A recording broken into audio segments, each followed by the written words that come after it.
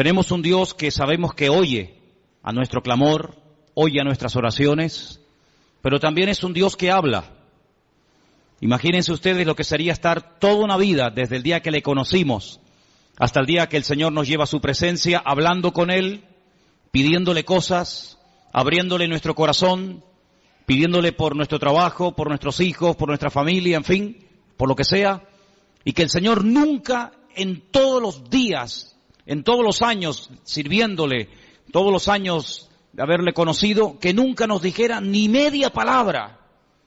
Imagínense lo que sería estar casado con un hombre o con una mujer, que tú le cuentas tus problemas, tus necesidades, cómo te ha ido el día, si has peleado con el jefe de la empresa, si has tenido un problema con el niño, si el niño se cayó, si sacó buenas notas, si aprobó, si estás enfermo o enferma, y que tu cónyuge en todos los años de tu matrimonio, 10, 15, 20, 30 o lo que sea, nunca te dijera absolutamente nada, ni bueno ni malo. Sería una situación tremendamente triste, ¿sí o no? ¿Sí o no?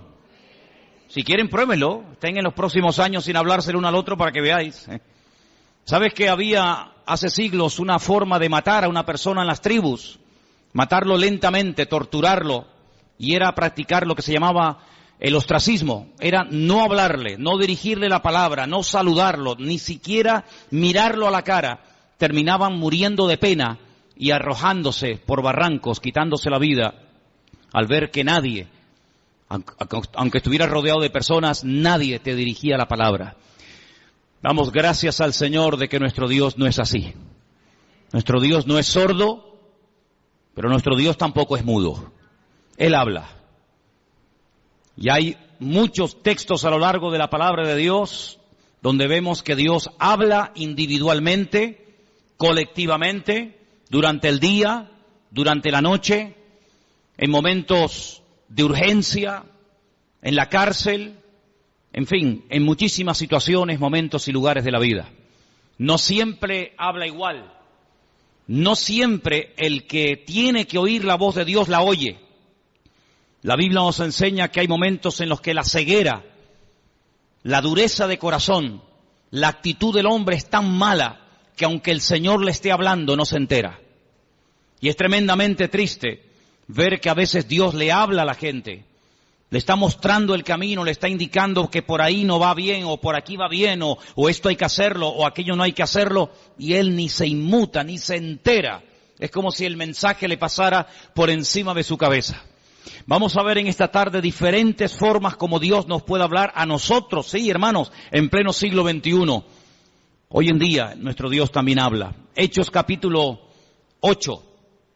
Hemos leído, nuestro hermano Marco nos leía que había comenzado la persecución en Jerusalén. Todo iba muy bonito, todo iba muy bien, pero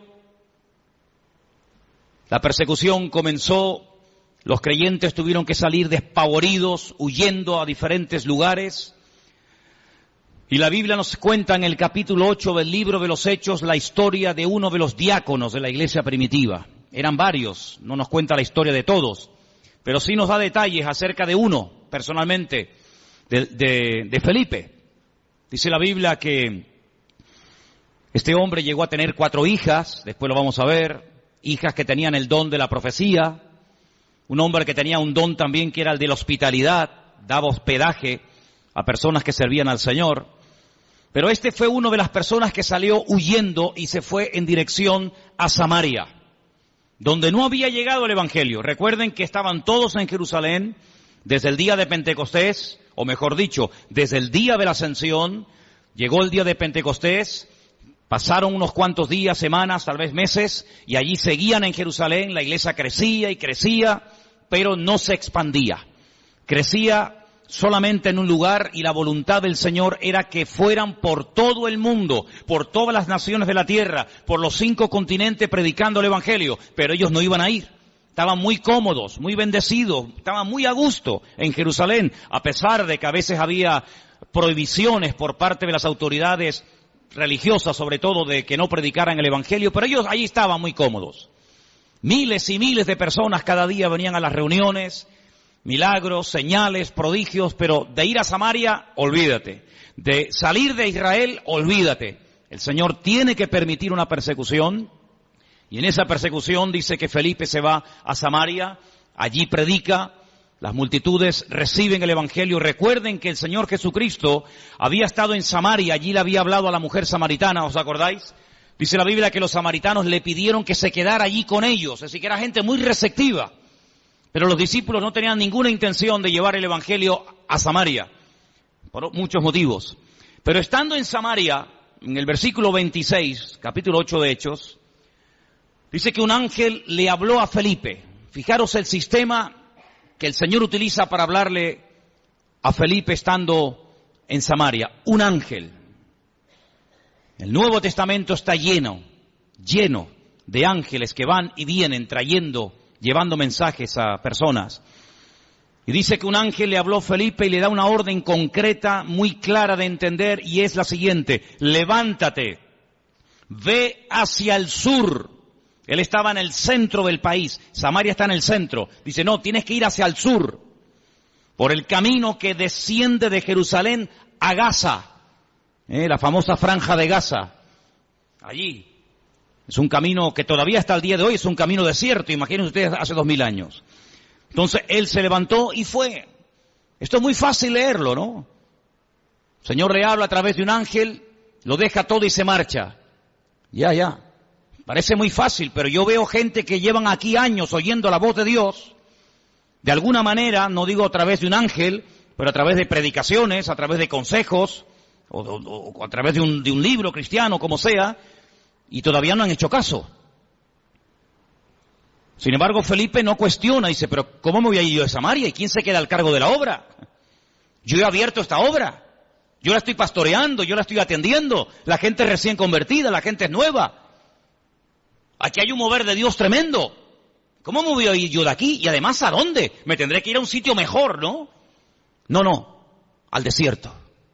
No cuestiona la orden, no pone excusas, no dice yo no puedo, yo estoy demasiado liado ahora mismo, búscate a otro. Sino que dice que se levantó y se fue al desierto, en obediencia. Yo llamo a este hombre Felipe el obediente. Amén, hermanos. Felipe el obediente. No cuestiona, no duda, no pospone la orden, sino que dice, se levantó y se fue. Y sucedió, ahora sigue el resto de la historia diciéndonos, que un etíope, eunuco, funcionario de Candace, la reina de los etíopes, el cual estaba sobre todos sus tesoros y había venido a Jerusalén para adorar, volvía sentado en su carro leyendo al profeta Isaías. Ya había ido a Jerusalén, menudo viaje en carro, desde África, desde Etiopía hasta Jerusalén. Viaje enorme. No fue en avión, no fue en tren, no fue en coche, fue montado en un carro que por muy cómodo que fuera, pues imagínate. Y ahora volvía.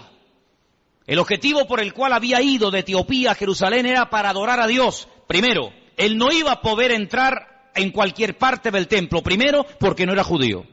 Segundo, porque era eunuco.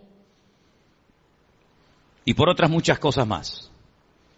Sin embargo, el hombre no se desanima por sus limitaciones, sino que va a Jerusalén, y me llama la atención que dice que había llevado mucho dinero, todos sus tesoros. Claro, es que no le iba a resultar nada fácil que un rabino judío le vendiera nada más y nada menos que el rollo, el pergamino del profeta Isaías. Eso le habrá costado una auténtica fortuna. Venderle a un extranjero, a un no judío, el libro del profeta Isaías, eso costaba una fortuna. Pero él volvía y dice que venía leyendo. Luego tuvo que aprender a leer en hebreo, porque él como etíope no hablaba hebreo. Pero era tanto el interés, era tanto el anhelo que tenía este hombre de buscar a Dios, que tuvo que aprender, alguien le tuvo que enseñar a leer en hebreo y a entender lo que leía. Y no contento con haber ido a adorar al templo a Jerusalén, volvía aprovechando el tiempo, sentado en su carro leyendo al profeta Isaías. Y yo le doy de verdad infinitas gracias al Señor, porque el Señor le mostró, el Señor le inspiró a Lucas, que es el que escribe este relato, y nos cuenta qué trozo del libro de Isaías venía leyendo, nada más y nada menos que una parte del famoso capítulo 53 del libro de Isaías, que se titula Sufrimientos del siervo del Señor. Y el pasaje que leía era este, versículo 32. Como oveja a la muerte fue llevado, como cordero mudo delante del que lo trasquila, así no abrió su boca. En su humillación no se le hizo justicia. Mas su generación, ¿quién la contará? Porque fue quitada de la tierra su vida. Si yo pregunto en esta tarde, y por favor respondan, ¿de quién está hablando aquí el profeta Isaías? Del Señor Jesucristo. Todos los creyentes, por poco tiempo que lleven, al leer este texto, como cordero mudo fue llevado al matadero. En su humillación no se le hizo justicia. Su generación, ¿quién la contará? Automáticamente tú dices, está hablando de Cristo. Sin embargo, él no lo sabía. ¿Te das cuenta? ¿Te das cuenta cómo a veces tu conocimiento, por poco que sea, puede ser muchísimo en comparación con mucha gente que no sabe absolutamente nada de nada? Un pasaje tan claro, tan fácil, tan sencillo de entender. Este pobre hombre no sabía de quién estaba hablando. Y entonces fijaros en el verso 29, ahora no es otro ángel el que tiene que acercarse a Felipe, sino que ahora dice, el Espíritu le dice a Felipe, acércate y júntate a ese carro. Tal vez una voz interior, el Espíritu le habla claramente, el hombre se acerca, presta atención y mira cómo sabía Felipe que venía leyendo al profeta Isaías. Claro, hoy en día es muy fácil tener toda la Biblia debajo del brazo, toda la Torá, todos los profetas, todos los salmos, los evangelios, los libros proféticos, los libros poéticos. Es una maravilla, ¿sí o no? Es una maravilla poder llevar la Biblia, hermanos, y saber toda la historia, lo que Dios hizo en el Antiguo Testamento, lo que hizo en el Nuevo, lo que hará en el futuro, etcétera, etcétera. Conocer todos los detalles de la primera, de la segunda venida de Cristo, el descenso del Espíritu Santo, el arrebatamiento de la iglesia, la manifestación del anticristo. Es una maravilla tener todo en nuestras manos, pero ellos no tenían acceso a las Escrituras en aquellos tiempos. Tenían que aprendérselas de memoria. Y mira cómo Felipe nos dice, ¿de quién estará leyendo? ¿Qué? Entendió perfectamente el pasaje, sabía que era un capítulo profético, un capítulo que hablaba de los sufrimientos del Mesías, y sabía que ese pasaje era del profeta Isaías. Y entonces le hace una pregunta muy interesante. Versículo 30. ¿Entiendes lo que lees? ¿Entiendes algo de lo que estás leyendo? Y él dice, ¿y cómo podré si alguno no me enseñare? Y le rogó a Felipe que se subiera y se juntara con él. Y seguramente viajaron durante días y días viajando por el desierto, hasta que todos conocemos el resto de la historia, cómo este hombre manda parar el carro, este hombre llega a un oasis donde hay agua, pide ser bautizado, el Señor arrebata a Felipe, aparece en otra parte del país, el etíope eunuco se va por su camino, pero añade la palabra gozoso, y todos conocemos el resto de la historia. Incluso la historia nos dice que este hombre llegó a su país, llegó a Etiopía, predicó el Evangelio, y hasta el día de hoy, 2000 años después, hay una comunidad de etíopes coptos que creen en el Señor Jesucristo, que son cristianos, y algunos piensan y consideran que es el testimonio, el fruto del testimonio de aquel etíope que aceptó al Señor en el desierto. Es realmente algo increíble. Ahora, yo lo que quiero destacar sobre todo en este pasaje son las dos formas como el Señor le habla a Felipe. Primero, versículo 26, a través de un ángel.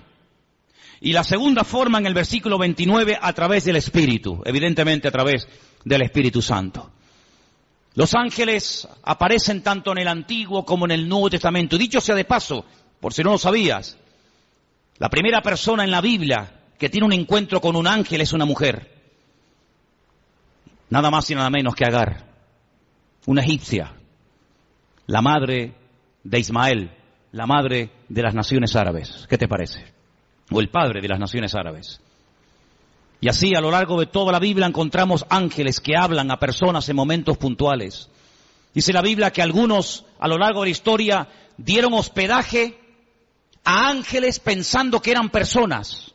Y no se daban cuenta de que aunque comían y hablaban y respiraban y los podías tocar, Lo que tenían delante de ellos eran auténticos ángeles. Y si no, miren el caso de Abraham, invitando a comer a ángeles, invitando a comer Lot, el sobrino de Abraham, a ángeles en su propia casa. Cómo los ángeles guiaban a los profetas en el Antiguo Testamento, cómo le indicaban por aquí sí, por aquí no, cómo un ángel le habló a María, cómo un ángel le habló a Daniel, cómo un ángel llegó a una cárcel y abrió la celda y sacó a Pedro de la cárcel. Y toda la Biblia está llena de manifestaciones de ángeles. Y dice la Biblia que son espíritus ministradores que están al servicio de los que han heredado la salvación, es decir, a nosotros. ¿Cuántos dicen amén? Y lo más grandioso de todo esto que dice que el ángel del Señor, el mensajero del Señor, acampa alrededor de los que le temen y los defiende. Bendito sea Dios. Pero también habla el Espíritu. Y hay 7 versículos en el Nuevo Testamento que son iguales, 7 versículos idénticos. El que tiene oídos para oír, oiga lo que el Espíritu dice a la iglesia. Están en las famosas cartas de Juan a las iglesias del Apocalipsis, ¿verdad? Allí al final de la Biblia. Si vamos a otro pasaje del Nuevo Testamento, en el capítulo 13, versículo 2, vemos que el Espíritu Santo no solamente habla a nivel personal a una persona, como el caso de Felipe, sino que también en un momento determinado, en un culto donde hay mucha gente, el Espíritu Santo puede hablar, incluso dar nombres propios, nombres de personas. Sí, ya sé que esto es muy delicado, no se puede así por la vida, ¿verdad? Inventando cosas, pero el Espíritu, fíjense cómo se mueve aquí en el libro de los Hechos de una forma tremenda. Hechos capítulo 13, verso 1. Dice que había en la iglesia de Antioquía, en esa iglesia había profetas y maestros. Qué bonito, ¿no? Profetas y maestros. Y el nombre de estos profetas o maestros eran, pues uno era Bernabé, otro se llamaba Simón, otro era Lucio, otro era Manaén y otro era Saulo. Dice, ministrando estos al Señor y ayunando, dijo el Espíritu Santo, así claro, directo, contundente, apartadme a Bernabé y a Saulo para la obra a que los he llamado. Entonces, habiendo ayunado y orado, les impusieron las manos y los despidieron. Y ellos entonces, enviados por el Espíritu Santo, descendieron a Seleucía y de allí navegaron a Chipre. Sí, el primer viaje misionero de la historia, primera pareja, primer grupo de personas, en este caso 2, Bernabé y Pablo, llamados específicamente en un culto público para la obra misionera, fue porque el Espíritu Santo habló a la iglesia. Y necesitamos como nunca antes que el Espíritu Santo hable a nuestras vidas y hable en nuestras congregaciones. ¿Cuántos dicen amén? 2 formas como Dios puede hablarnos y revelarnos su palabra a través de un ángel. Pero cuidado, porque el apóstol Pablo, profundizando más en el tema, dice, si un ángel del cielo se os presenta y os predica otro evangelio diferente al que habéis recibido, al que habéis oído, tenerlo por anatema, tenerlo por maldito. Porque no hay otro evangelio más que el que yo os he predicado. ¿Cuántos dicen amén? La Biblia nos enseña que en el mundo angelical se produjo una vez una auténtica rebelión. Porque Dios no creó a los ángeles como robots, incapaces de rebelarse, sino que vemos que antes de la rebelión, antes de la caída y desobediencia del hombre, ya previamente algunos, no todos, algunos de los ángeles ya se habían rebelado en contra del Señor. Es un misterio si todavía se pueden seguir rebelando o no. Lo dejamos ahí en puntos suspensivos. Pero Dios los creó con la capacidad de rebelarse en contra del mismísimo Creador y en algunos casos lo hicieron. Y por otra parte, el Señor Jesucristo dijo que cuando Él se fuera, Él le rogaría al Padre para que enviara a otro Consolador para que estuviera con su pueblo para siempre. Dice, y Él tomará de lo mío y os lo hará saber. Él os recordará todo lo que yo os he dicho. Él os enseñará lo que ha de venir. Por lo tanto, la iglesia tiene que afinar los oídos para oír la voz del Espíritu Santo hablando a su corazón. ¿Cuántos dicen amén? Pero hay otras formas como Dios puede revelarnos su voluntad. Capítulo 9 de Hechos, un poquito más adelante. Capítulo 9 nos relata la conversión de Pablo. Es el único personaje que en 3 ocasiones diferentes en el mismo libro nos cuenta su testimonio. Capítulo 9, capítulo 22 y capítulo 26. Interesantísimo, ¿eh?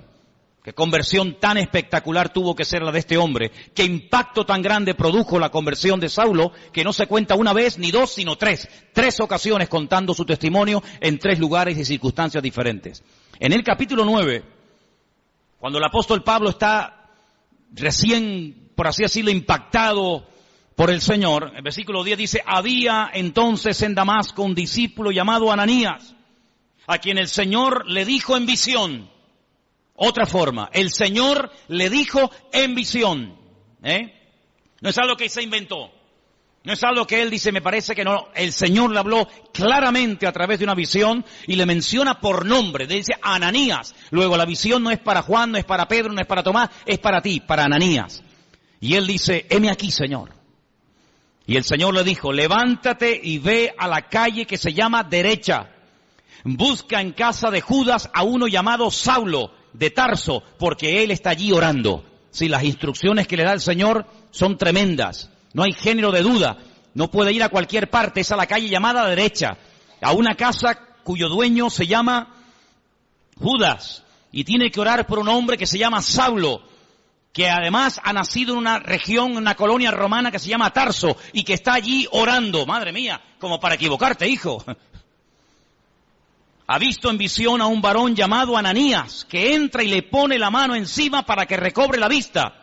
Ya Pablo sabía que el que iba a orar por él, el que le iba a ministrar, se llamaba Ananías. Es interesante esto, ¿eh? Podríamos hablar mucho acerca de cómo incluso el que va a recibir oración ya sabe quién va a ir a orar, a imponerle las manos para que recobre la vista. Así que fue una visión lo que el Señor le permite tener a Ananías. Que el Señor sabía que estaba allí, que en cualquier momento podía utilizarlo como instrumento para ir a orar por una persona que a priori Ananías dice, pero Señor, es un peligro, yo me juego la vida si voy a orar por este hombre. Porque dice Ananías, verso 13, Señor, hemos oído de muchos acerca de este hombre. ¿Cuántos males ha hecho a tus santos en Jerusalén? Este hombre es peligroso, este hombre no se anda con chiquitas. Y aún aquí tiene autoridad de los principales sacerdotes para aprender a todos los que invocan tu nombre. Y el Señor le da instrucciones y lo calma, ¿verdad? Y le dice, tranquilo, porque vas a orar por un hombre que va a ser un instrumento tremendo en mis manos. Este hombre va a llevar mi nombre en presencia de los gentiles y de reyes y de los hijos de Israel. Fíjate qué triple ministerio. Porque yo le mostraré cuánto le es necesario padecer por mi nombre. Medida por medida, como dice el refrán. Él ha hecho padecer a mis santos, yo le haré padecer a él. Así como él hizo padecer a los demás, también él experimentará en carne propia lo que sufre un creyente cuando es perseguido, cuando es calumniado, cuando es encarcelado, cuando es torturado, así como él lo hizo a los demás, yo permitiré que se lo hagan a él, para que él sepa también lo que sufrieron aquellos que recibieron su justo trato, ¿verdad? Así que ya vamos por 3 formas diferentes. Vimos en el verso 26 un ángel, en el verso 29 el Espíritu Santo hablándole a Felipe. Ahora en el capítulo 9 vemos al Señor hablándole a través de una visión a un discípulo llamado Ananías en la ciudad de Antioquía. Si vamos, por ejemplo, al capítulo 17 del libro de los Hechos, versículo 10, fijaros qué interesante esta porción. Hechos capítulo 17, versos 10 y 11. Inmediatamente los hermanos enviaron de noche a Pablo y a Silas hasta Berea. Ellos, habiendo llegado, entraron en la sinagoga de los judíos. Y estos eran más nobles que los que estaban en Tesalónica, pues recibieron la palabra con toda solicitud, escudriñando cada día las Escrituras para ver si estas cosas eran así. Así que creyeron muchos de ellos y mujeres griegas de distinción, dice aquí, y no pocos hombres. La forma más tradicional, la forma más normal, como en el día de hoy a nosotros nos puede y nos debe de hablar el Señor, es a través de las Escrituras, a través de la palabra escrita del Señor. En ella vamos a encontrar las respuestas a todas nuestras preguntas. En ella vamos a encontrar ejemplos. En ella vamos a encontrar personajes que se encontraron en situaciones muy parecidas o similares a las tuyas. ¿Qué hacer en momentos de calumnia, de soledad, de enfermedad, de incomprensión? ¿Qué hacer cuando quiero agradar a Dios y me cuesta deshacerme de ciertas y determinadas ligaduras o obligaciones, entre comillas, que me impiden servir al Señor. En la Biblia vas a encontrar la respuesta a eso y a mucho más de lo que tú te puedes imaginar. Y por eso queda reflejado, queda plasmado en el libro de los Hechos que los hermanos de Berea eran personas, dice la Biblia, nobles. Porque dice que cada día escudriñaban después del mensaje si lo que Pablo les acababa de enseñar era realmente así o no era así. Eso es como si ahora al terminar el culto, yo cojo y me voy a casa y ustedes se reúnen aparte en este salón o por varios grupos y comienzan a debatir, comienzan a hablar entre ustedes diciendo, hermanos, pastor, esta tarde nos ha hablado de esto, ¿qué opinas? Pues oye, lo que ha dicho es cierto o no es cierto, o lo dice aquí o lo dice allá. Así hacían los hermanos de Berea. Pero no con un espíritu crítico, no para buscarle el fallo, no para criticar o cuestionar la enseñanza, no, sino para reafirmarse en lo que aparentemente parecía del Señor, pero ellos querían no solamente oír, sino que la palabra avalara, que la palabra, ¿verdad?, apoyara el mensaje, la enseñanza del apóstol Pablo, lo cual me parece excelente. ¿Cuántos dicen amén? Personas que sabrían, bueno, tú tienes algo que decir, venga, sube, compártenos, predícanos, ¿has terminado? Sí, ¿tienes algo más que decir? ¿No? Muy bien, gracias hermano, que Dios te bendiga. Ahora nos quedamos un momento, opinamos, charlamos, escudriñamos las Escrituras para ver si ese argumento que nos presentó tiene base bíblica, para ver si eso que nos dice de que aquel hombre era el Mesías y era el verdadero, a ver si es así, si no es asado. Realmente algo increíble. Así deberíamos de ser todos nosotros. El apóstol Pablo le recomendaba a su hijo en la fe, a Timoteo, entre tanto que yo voy, ocúpate en la enseñanza, en la lectura y en la exhortación. Y le dice algo tremendo. La otra noche me desperté con ese texto y hasta sabía dónde estaba ese versículo que está en 2 de Timoteo 3:16. Toda la Escritura es inspirada por Dios. ¿Cuántos conocen ese versículo? ¿Lo buscamos? 2 de Timoteo 3:16. Vamos a leerlo juntos, por favor. Versículo que deberían ustedes de aprenderse de memoria. Muy útil en estos tiempos. Dice así, 2 de Timoteo 3:16. Vamos a leerlo juntos. Toda la Escritura es inspirada por Dios, útil para enseñar, para redarguir, para corregir, para instruir en justicia, a fin de que el hombre de Dios sea perfecto, enteramente preparado para toda buena obra. Es decir, que cuando usted busca ser instruido, ser enseñado, ser amonestado, ser confrontado, vaya a la palabra y la palabra le va a hablar. Si usted tiene una buena actitud, si usted verdaderamente quiere aprender, si usted verdaderamente quiere corregir cualquier error doctrinal, cualquier mala costumbre de su vida, vaya y a la luz, al espejo de la palabra de Dios, el Señor le va a hablar, porque la palabra dice que es útil y ayuda al que está empezando, ayuda al que lleva mucho tiempo, ayuda al que está pensando dar un paso de fe, ayuda al que está un poco decaído y no sabe qué hacer, ayuda al nuevo, al viejo, nos ayuda a todos. La palabra de Dios es tremendamente útil. ¿Cuántos dicen amén? Y hay que escudriñarla. Jesús dijo, escudriñad, meteros en la palabra, estudiar la palabra, porque ellas son las que dan testimonio de mí. Me llama mucho la atención que cuando el Señor Jesucristo resucitó, en una de las apariciones, va caminando por un camino, llamado el famoso camino de Maús, y se acerca a dos personas que van desanimadas, van desilusionadas, porque ellos tenían una expectativa, ellos tenían la confianza de que el Señor Jesucristo era el verdadero Mesías, y como no se han cumplido aparentemente sus expectativas, van tristes, cabizbajos, van caminando, debatiendo entre ellos, y de repente se aparece el Señor y se une a la conversación. Permítame leerles en Lucas 24, a partir del versículo 21. Presten atención porque de verdad que es una porción tan interesante, tan edificante.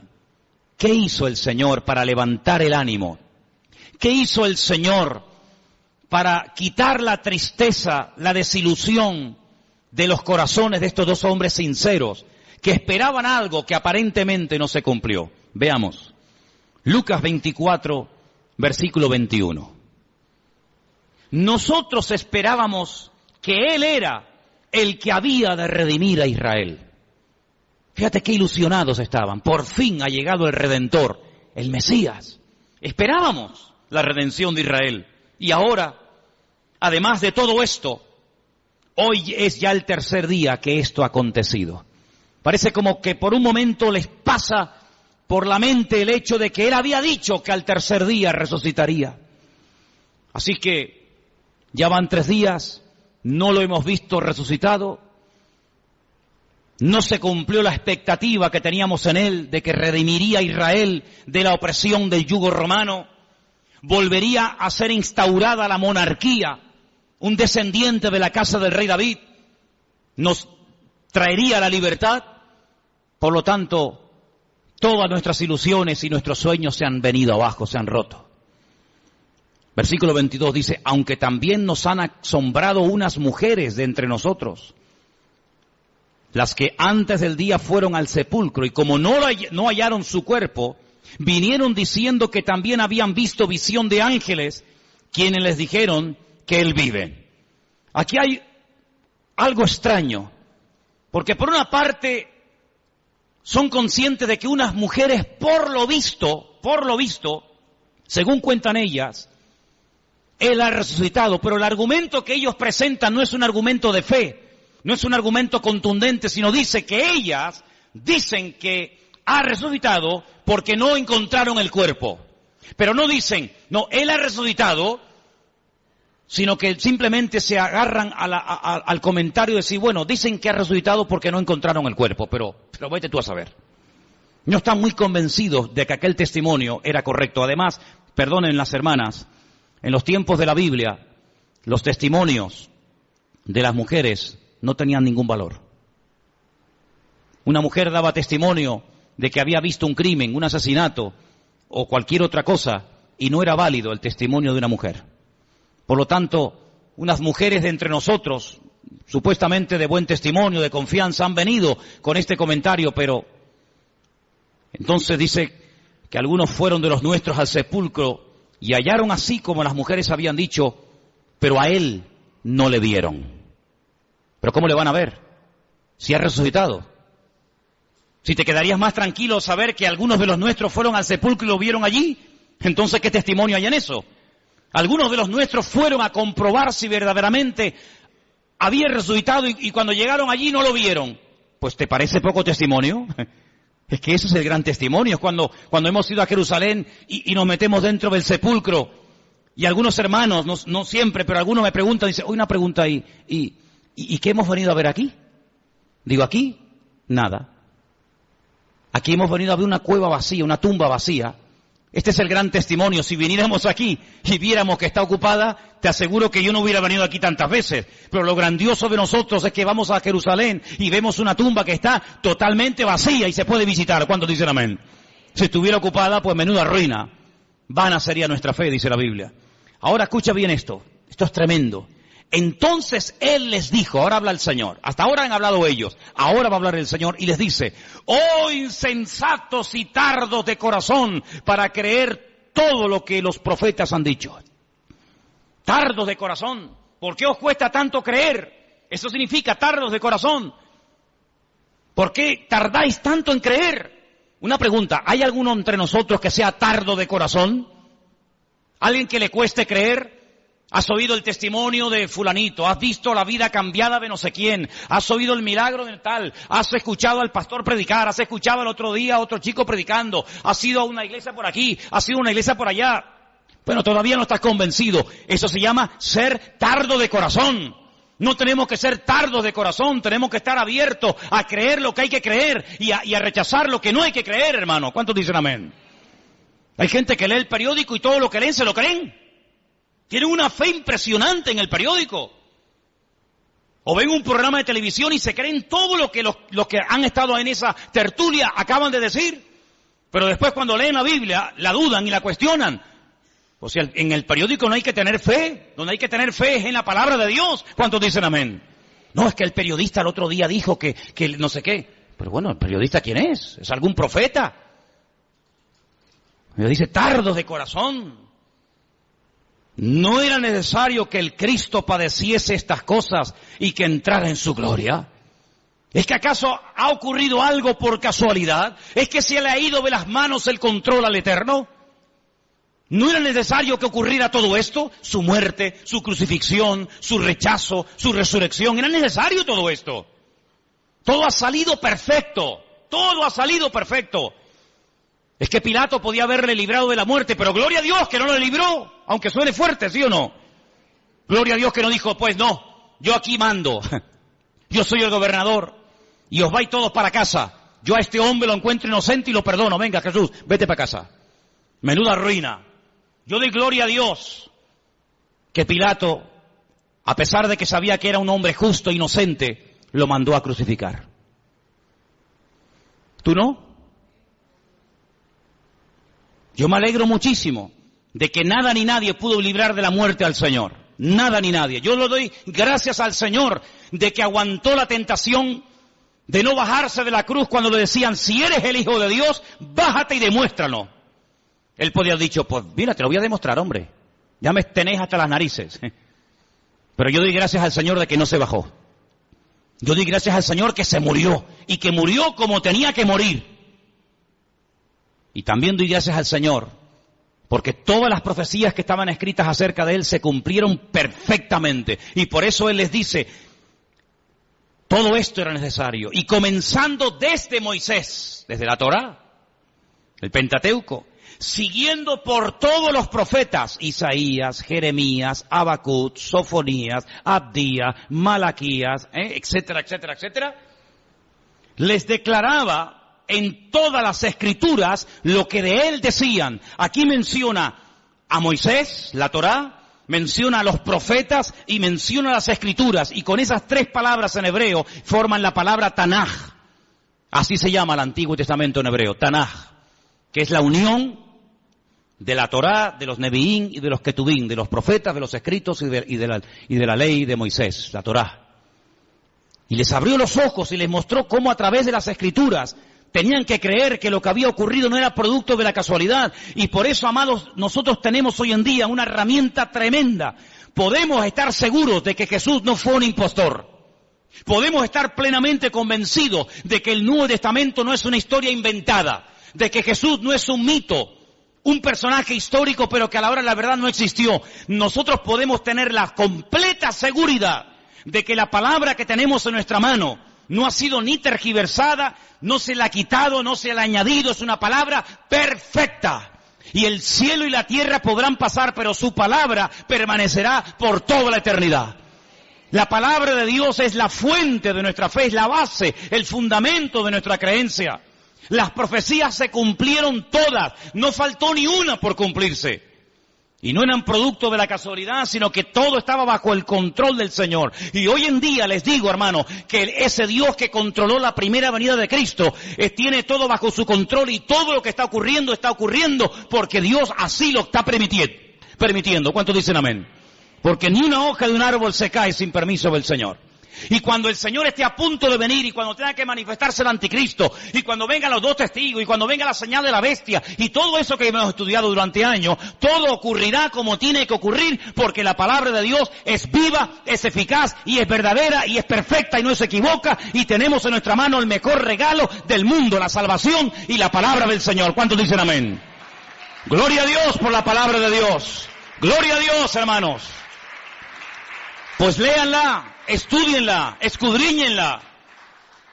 Si alguien busca voluntad de Dios, métete en la Biblia, métete en la palabra, levántate temprano, acuéstate más tarde si quieres y comienza a leer y a buscar por aquí y a buscar por allá y seguro que el Señor te hablará tu vida, porque el Señor siempre habla a través de su palabra. Fíjate qué poder tan grande tiene la palabra de Dios que hasta Cristo la usó para atacar al diablo cuando era tentado en el desierto de Judea. Podía haber usado cualquier otro argumento, ¿sí o no? Pero sin embargo, ¿qué hizo? Usar la palabra.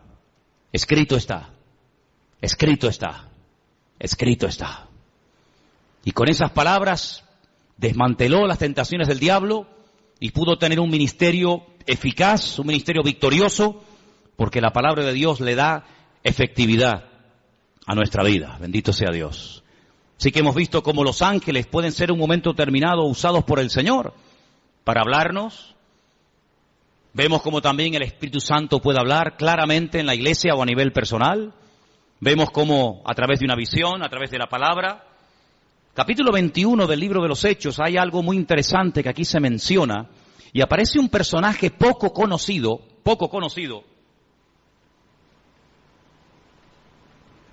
pero que trae un mensaje muy interesante. Estamos en el libro de los Hechos, capítulo 21, versículos del 8 en adelante. La intención de Pablo es ir a Jerusalén. Él está de visita en la casa de Felipe. Volvemos otra vez a mencionar a Felipe, aquel que le testificó al etíope eunuco en el desierto, ¿os acordáis? Ahora está viviendo en Cesarea. Se menciona no el nombre de su esposa, pero sí nos dice la Biblia que tenía 4 hijas que eran profetisas, eran doncellas. Vamos a leer. Hechos capítulo 21, verso 8. Al otro día, saliendo Pablo y los que con él estábamos, fuimos a Cesarea. Y entrando en casa de Felipe, el evangelista, ya no es el diácono, ahora ya tiene un título, ahora ya se le reconoce que tiene un ministerio, y es el de evangelista. Dice que era uno de los 7, posamos con él.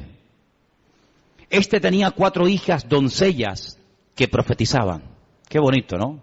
4 hijas doncellas que profetizaban. Pero a Pablo no le dijeron nada. Es interesante, ¿eh? 4 hijas doncellas que profetizaban, pero a Pablo no le comunicaron absolutamente nada. Tiene que venir un varón, versículo 10, permaneciendo nosotros allí algunos días, descendió de Judea un profeta llamado Agabo. No hay ningún libro en la Biblia, libro del profeta Agabo, pero era un profeta, eso lo dice la Biblia.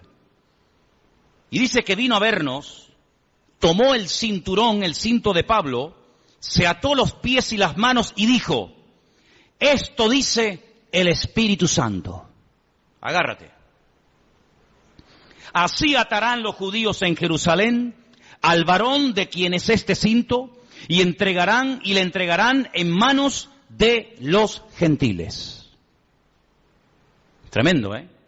Si el Señor le está advirtiendo, no prohibiendo, que es muy diferente, ¿eh? Una cosa es que Dios te advierta de un peligro y otra cosa es que Dios te prohíba hacer o decir o ir a un determinado lugar. Aquí el Señor no le está prohibiendo a Pablo nada, sino le está advirtiendo. Esto es lo que te va a pasar si subes a Jerusalén. Es como cuando David consultaba con el Señor, tomando el efod, dice la Biblia, consultaba palabra del Señor y decía, Señor, por esta gente que yo he dado tanto, esta ciudad que yo liberé, esta ciudad por la que yo di mi vida, y mis soldados se jugaron la vida para liberarla, si yo me quedo aquí y vienen a reclamarme mi vida, ¿los habitantes de esta ciudad me entregarán sí o no? Y le dice el Señor, sí te entregarán, seguro, no te quepa la menor duda. ¿Qué hace David? Sabiendo que si se queda en la ciudad, le van a entregar, David coge y se marcha. Tenía las 2 opciones, era algo futurible, algo que podía ocurrir. Depende de la actitud del que recibiera el mensaje. Si te quedas, te entregan. Si te vas, no pasa nada. En este caso, Agabo, este profeta que viene de Judea, le dice al apóstol Pablo, mira, así como yo me estoy amarrando con tu cinturón, es un mensaje objetivo para que lo entiendas, así como me están amarrando con tu cinturón, así te van a amarrar a ti como subas a Jerusalén. ¿Qué hace Pablo? Sigamos leyendo. Versículo 12. Al oír esto, le rogamos nosotros y los de aquel lugar que no subiese a Jerusalén. Entonces Pablo respondió, y miren lo que dice, ¿qué hacéis llorando y quebrantándome el corazón? Porque yo estoy dispuesto no solo a ser atado, mas aún a morir en Jerusalén por el nombre del Señor Jesús. Tremendo, ¿eh? Como no le pudimos persuadir, desistimos diciendo, hágase la voluntad del Señor. A veces le decimos a una persona, no hagas esto, no hagas tal, no hagas cual. Pero en resumidas cuentas, lo que tenemos que orar es, Señor, que se haga tu voluntad. en la vida de esta persona. Obligar a una persona a hacer algo que en el fondo no quiere hacer no sirve de nada, porque en cuanto te dé la espalda lo va a hacer. Señor, yo ya le he hablado, Señor, yo ya le he dicho lo que hay, lo que le puede pasar, pero que se haga tu voluntad, porque yo no soy Dios. Haz tú la obra en este hombre o en esta persona. ¿Cuántos dicen amén? Tú sabes lo que te va a pasar. Te van a atar, te van a meter mano, lo vas a pasar mal. Te pedimos, por favor, hermano, que no subas. Yo no sé, y permítame dar una opinión personal, yo no sé si Pablo se equivocó. Yo no sé si Pablo tenía que haber sido más precavido y podía haber dicho, bueno, pues, ¿qué necesidad tengo yo de subir a Jerusalén? Voy a seguir predicando en otros lugares. Yo no sé si Pablo pecó de imprudente. Lo que está bien claro es que Pablo no tenía la prohibición de no subir. Si el Espíritu le hubiera dicho que no subiera, Pablo no hubiera subido, te lo puedo asegurar. Porque Pablo era un obediente a la voz del Señor. Había momentos en los que Pablo quería ir a predicar a un lugar y el Espíritu se lo prohibía y Pablo no insistía. Pablo decía, bueno, pues si no quiere el Señor, no voy, y punto. Había momentos en los que Pablo se dejaba descolgar en un canasto, por un muro para salir huyendo, porque él entendía que era el momento de huir, pero hay momentos en los que es el momento de quedarse. Y Pablo entendió que tenía que subir a Jerusalén a pesar de lo que le han advertido que le va a pasar. Luego, aquí hay un mensaje profético personal en la vida de Pablo, que Pablo lo tiene en cuenta, pero por encima de esa palabra profética, por encima de esa palabra de advertencia, diríamos más bien, el apóstol Pablo decide subir y todos conocemos el resto de la historia. La vida de Pablo dio un giro total y absoluto a raíz de esa decisión de subir a Jerusalén. Sabemos todos, en fin, todo lo que se le vino encima. Dios puede hablar también, ¿cómo no?, a través de palabras proféticas, sí, claro que sí. Pero Pablo, por encima de la palabra profética, y este era un profeta verdadero y genuino, por encima de esa palabra, pone el sentir de su corazón y su relación con Dios, y el argumento que presenta es este: no me estéis lloriqueando ni quebrantándome el corazón, porque quiero dejar bien claro que no solamente estoy dispuesto a que me aten y me torturen, sino estoy dispuesto incluso a dar mi vida, si hace falta, por la causa del Evangelio y por mi Señor Jesús. Lo tenía clarísimo en su vida. Así que hemos visto cómo los ángeles, el Espíritu Santo, a través de una visión, el Señor también con voz audible, como no, a través de profecías, pero también hemos visto muchas veces en la palabra de Dios que Dios habla a través de sueños, ¿sí o no? Muchas veces. El caso de José, el caso del otro José, el del Nuevo Testamento, que dice la Biblia que el Señor le habló en un sueño, que tenía que aceptar a su mujer, que no la había engañado, que no la había mentido, ¿verdad? Hay momentos en la Biblia en los que Dios habla a través de sueños. La Biblia dice que una de las señales de los últimos tiempos es que los ancianos tendrán sueños y los jóvenes tendrán visiones. Lo dice el profeta Joel en el capítulo 2. Los jóvenes tendrán visiones y los ancianos soñarán sueños. Y si quieres saber si eres joven o anciano, pues mira a ver qué estás. O estás teniendo visiones o estás teniendo sueños. Y ahí ya sabes por dónde van los tiros, ¿no? Pero dicho sea de paso, lo más importante de todo esto es siempre lo que la palabra de Dios termina como conclusión diciéndonos. Podemos tener sueños, podemos tener visiones, podemos tener un sentir. Alguien nos pudo decir por ahí no sé qué cosa, pero no te olvides que el Señor hoy en día, como habla a su pueblo y a su iglesia, es a través de su santa y bendita palabra. ¿Cuántos dicen amén? Es a través de la palabra de Dios que sabemos lo que tenemos que hacer. Y quiero terminar leyendo en Hechos capítulo 1. Hechos capítulo 1, para que veáis cómo hay un texto que en aquellos días de espera, desde la ascensión de Cristo hasta que llega el día de Pentecostés, ellos están estudiando la palabra, ellos están analizando las Escrituras y llegan a un texto que dice lo siguiente, Hechos capítulo 1, versículo 20. Hechos 1, versículo 20. Esta palabra que vamos a leer, ellos la leyeron del Salmo 69. Salmo 69 dice así: está escrito en el libro de los Salmos, sea hecha desierta su habitación y no haya quien more en ella. Tome otro su oficio y tome otro su oficio. Ellos interpretaron por este versículo del Salmo 69, repito, ellos interpretaron que había quedado un vacío cuando Judas, uno de los discípulos, se ahorcó y se quitó la vida. Ellos entendieron que según este salmo había que nombrar a otros. Ahora, cuidado, ellos recurren a la palabra, ellos saben que el Salmo 69 dice que, da a entender indirectamente que Judas se suicidaría, que Judas se quitaría de en medio, que otro tendría que ocupar su lugar, pero interpretan mal la palabra. Ellos hacen una votación, ellos dicen, bueno, fulanito o menganito. Dice que echaron suertes, la suerte cayó sobre un discípulo fiel que había estado con ellos desde el principio, llamado Matías. Ellos deciden que Matías sea el que ocupe el lugar de Judas, el que sea ahorcado, pero nosotros sabemos, por la historia bíblica, que así no se mueve el Señor. Hemos visto cómo Dios habla por sueños, por visiones, por profecías, por la palabra, el Espíritu Santo, pero nunca a través de la suerte. Nunca a través de echar suertes. Será fulano, será mengano, no. Ese sistema es un sistema humano, no es un sistema divino. Y aquí de lo que se trata no es de adaptar, no es de utilizar los sistemas humanos para saber la voluntad de Dios, sino de descubrir los sistemas de Dios para hablarle a los seres humanos. ¿Cuántos dicen amén? Sí, Dios suplirá todas vuestras necesidades. ¿Quién suplirá nuestras necesidades? Dios. ¿Qué dice Filipenses 4:19? ¿Alguien lo sabe de memoria? ¿Alguien sabe Filipenses 4:19 de memoria? Mi Dios, pues, suplirá todas vuestras necesidades conforme a su riqueza en gloria en Cristo Jesús.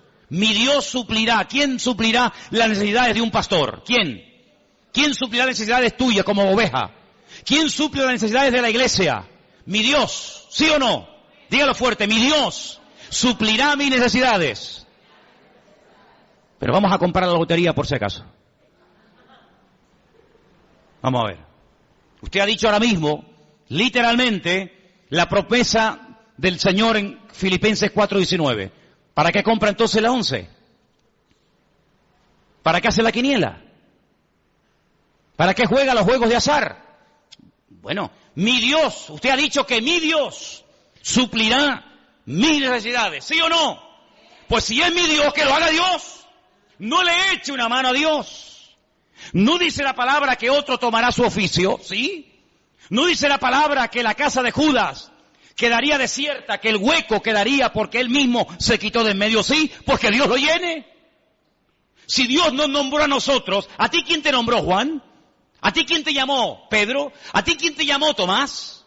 ¿Y a ti, Juan? ¿Y a ti, Bartolomé? ¿Y a ti, Mateo? ¿Quién te llamó a ti? A mí me llamó el Señor. Dice que estuvo toda la noche orando, ¿sí o no? ¿Os acordáis? Toda la noche estuvo orando. Y al día siguiente dice, Juan, Andrés, Santiago, y Él los llama. Bueno, pues si nos llamó a nosotros así, ¿por qué ahora nosotros queremos echarle una mano a Dios de llenar un vacío que Él permitió que se vaciara? Que lo llene el Señor, porque su palabra, para que se cumpla, el que tiene que actuar es Él y no yo. Entonces ustedes tienen que madurar y tienen que crecer para daros cuenta de que no puede haber incongruencias con la fe. No se pueden mezclar sistemas divinos con sistemas humanos. Dios habla por sueños. Amén. Gloria a Dios. Nadie cuestiona eso, hermano. Dios habla por ángeles. Amén. Dios habla por profecías. Dios habla por su palabra. El Espíritu Santo habla. Amén. ¿Te parecen pocas formas? ¿Te parecen pocos sistemas? ¿Que falta alguno más? ¿Que te tienes que inventar un nuevo sistema para que Dios te hable? No te tienes que inventar nada. Tienes que amoldarte a los sistemas bíblicos. ¿Estás buscando la voluntad de Dios? Gloria a Dios, me parece estupendo.